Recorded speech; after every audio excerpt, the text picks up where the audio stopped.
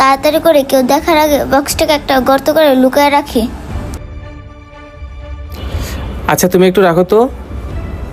আরে মেয়েটা বক্সের ভিতর করে মাটির মধ্যে কি লুকায় রাখতেছে?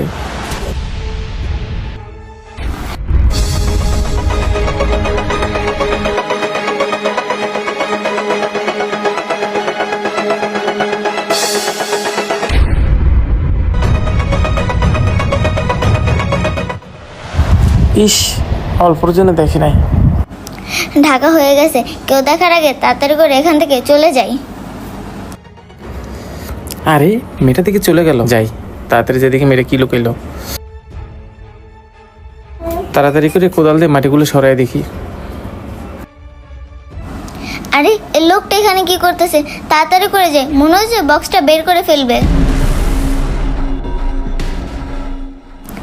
আরে আঙ্কেল, আপনি এটা কি করতেছেন? কি করতেছি মানে? তুই সত্যি করে বল এখানে কি লুকাইছিস? আঙ্কেল, আমি আপনার ভালোর জন্য বলতেছি, আপনি এই বক্সটা বের করেন না। এই বক্সটা বের করলে আপনার সংসারও বরবাদ হয়ে যাবে।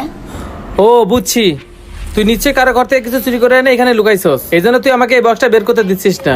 আমি তোর কোনো কথাই শুনবো না, আমি বক্সটা বের করেই ছাড়বো।